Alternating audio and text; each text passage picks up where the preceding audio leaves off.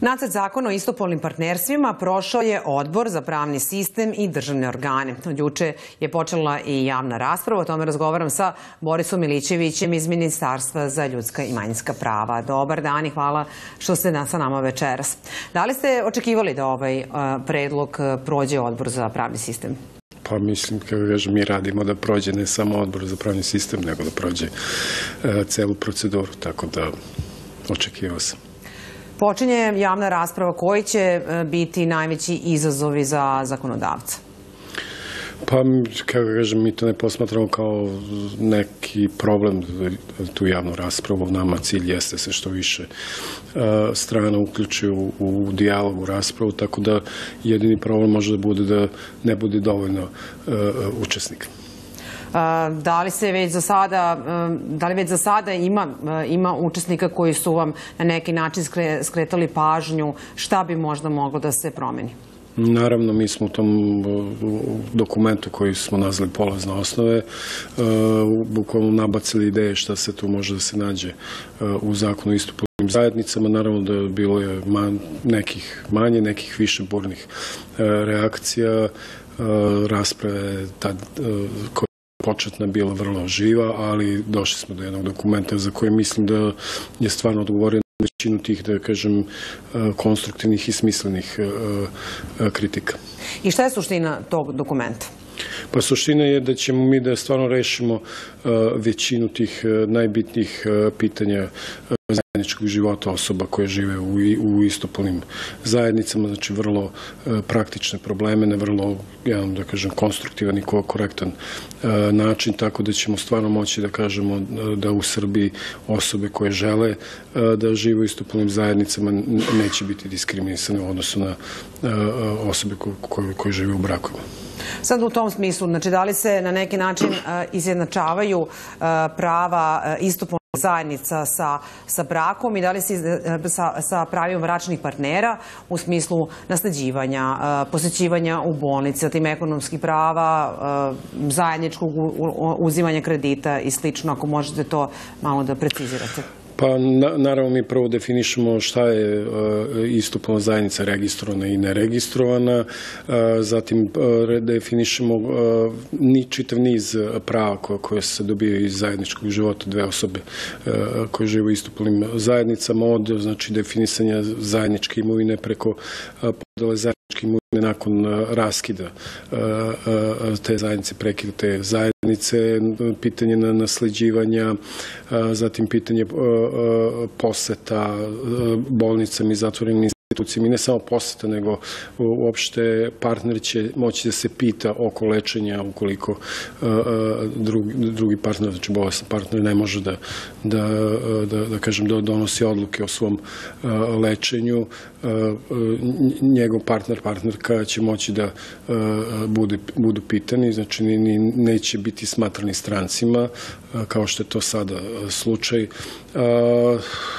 Također, ono što je vrlo bitno, zabranjuje se bilo kakvo nasilje, znači rešava se na jedan vrlo konkretan način pitanje nasilja i u zajednici, znači između partnera, ali i u čitoj porodici, zato što nekad može, na primjer, roditelj jednog od partnera da vrši nasilje nad drugim partnerom, tako da je to potpuno sankcionisano, znači država će sankcioniše tako nelegalno ponašanje. Ima tu sad, da kažem, finesa detalja, znači pitanje nasleđivanja penzije, onda pitanje uzimanja zajedničkog stambenog kredita ili druge vrste kredita kod banaka i tako dalje.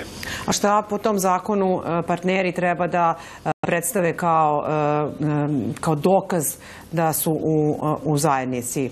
Pa treba da iskažu slobodnu volju, želju da žive u zajednici pred ovim državnim organom nadležnim za registraciju i naravno tu su predviđeni dva svedoka kao i kod formiranja brakova. Sad, da li to, kako kažete, da li se ta zajednica onda i naziva brakom i da li je taj organ pred kojim oni iskazuju želju i spremnost da žive zajedno i da dele život matičar ili neki drugi organ?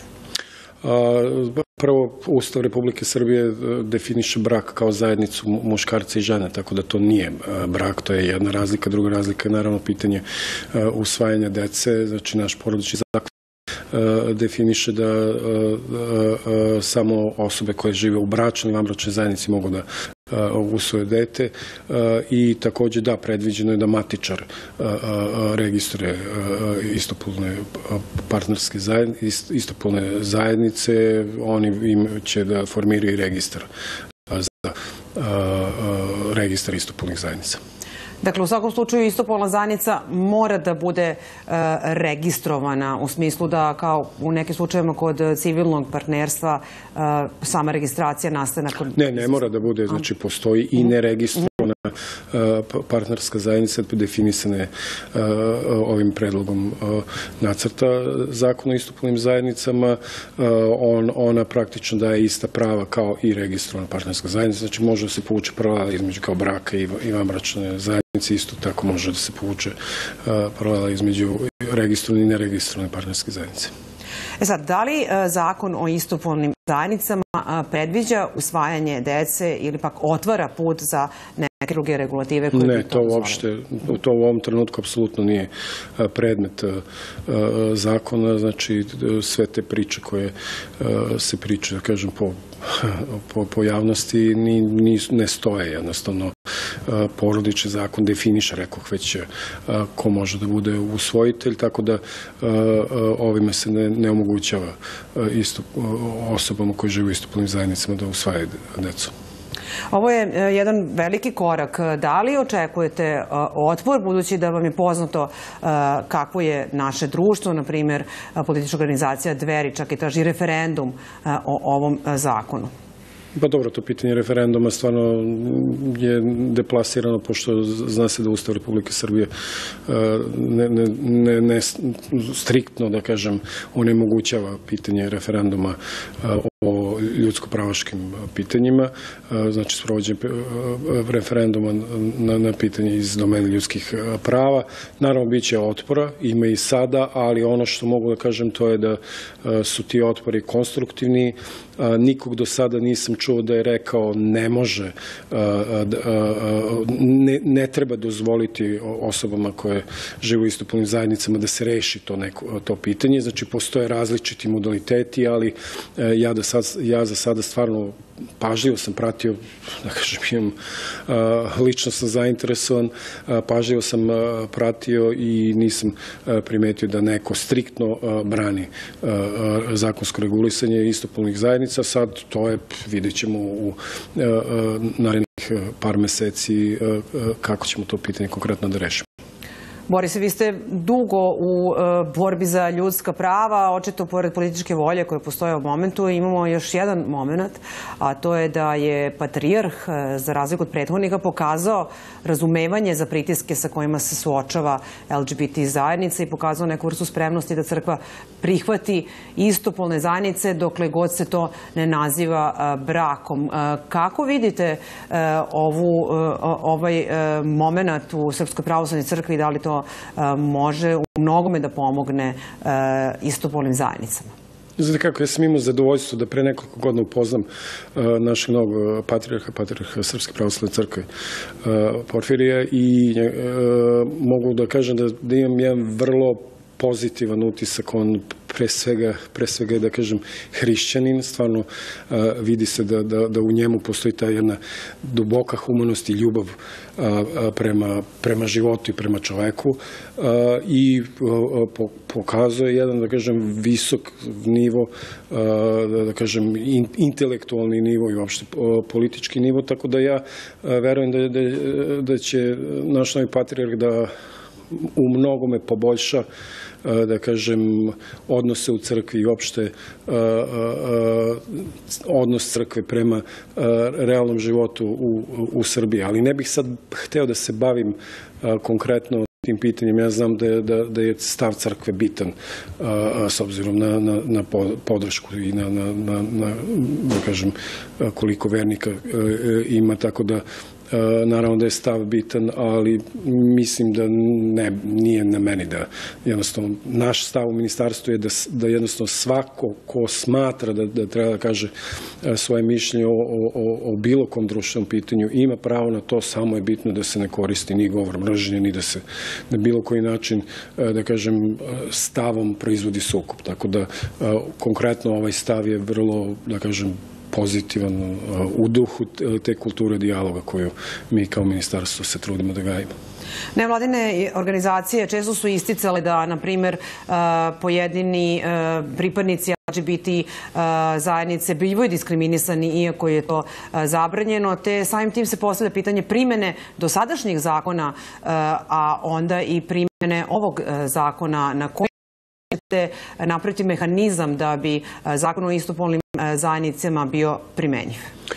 Pa znate kako, ja ovako uvek volim kažem da najbolji kontrolor sprovođenja bilo kog zakona su korisnici zakona. Znači, ja mogu da kažem da je meni izrazito žao što ljudi u Srbiji koji imaju zakonske mogućnosti da ostvare mnoga prava to ne koriste. Jednostavno ne bore se dovoljno da iskoriste svoje prava. Tako da mislim da će samo sprovođenje zakona najviše zavisiti od LGBT osoba. Koliko će gejeva i lezbijki, biseksualnih, transrodnih osoba biti spremno da već tamo nekog juna 2022. stupi u istopolnu zajednicu. Oni već, ja znam, desetine, stotine već parova koji žive dugi niz godina. Ja se nadam da će da konačno smognu hrabrost da dođu pred državne organe i da kaže sad, pošto imamo ovaj zakon, sad hajde da ga sprovedemo. Zakon je vrlo jasan šta ostvaruje i bit će vrlo merljivo da li se taj zakon sprovodi ili ne. Drugačije to kod nekih drugih zakona, gde sad kao treba da se donese odluka da li je nešto diskriminacija ili nije, ili ne znam da li je ovaj ili onaj oblik krivičnog dela. Ovo je vrlo merljivo i zavisit će isključivo od nas kako će se sprovodi. Da, ali s druge strane, da li se može desiti da neko kaže ne želim da budem taj koji će sklapati zajednicu istopolnu? Pa može da pokuša, ali mislim da ukoliko ovaj zakon bude usvojen, bit će sankcionisan u skladu sa zakonom. Znači, predviđeno je i, da kažem, predviđeni su i kontrolni mehanizmi u samom zakonu, ali i neki drugi zakoni, znači, koji regulišu rad matičara i državnih organa. Tako da Srbija ima, da kažem, vrlo složen sistem kontrolnih mehanizama. Tu je i ombudsman i poverenik za ravnopravnost i sad ovaj zakon, tako da tu su i sudovi, naravno, tako da i upravni sudovi, tako da neće to da bude problem ako neko bude pokušao da spreči sprovođenje zakona. Da, upravo to, mislim, postoje kontrolne institucije, to je tačno, ali zašto bi neko morao da dođe dotle, da to mora da traži, ono što je u stvari da spitam je da li smo mi kao društvo spremni. Sloboda se ne dobija, sloboda se osvaja. Svuda u svetu su neki hrabri ljudi na početku se trudili da ostvare za sebe, pa onda i za sve druge neka prava. Takođe, što se tiče toga da li smo mi spremni ili ne. Srbija nije ništa manje spremna nego i druge istočnoevropske i bivše jugoslovenske republike. Vi imate jedno takozvano evropsko društveno istraživanje koje se sprovodi već 20 godina i kada se poglede odnos društva prema LGBT pitanju u 8 država, 4 bivše Jugoslavije i znači u Sloveniji, Hrvatskoj, Crnoj Gori i Srbiji i u Češkoj, Mađarskoj, Poljskoj i Slovačkoj, taj odnos društva je bio svuda sličan kao današnjem stavu društva u Srbiji u trenucima kad je donošen zakon kojim se rešavalo pitanje istopolnih zajednica.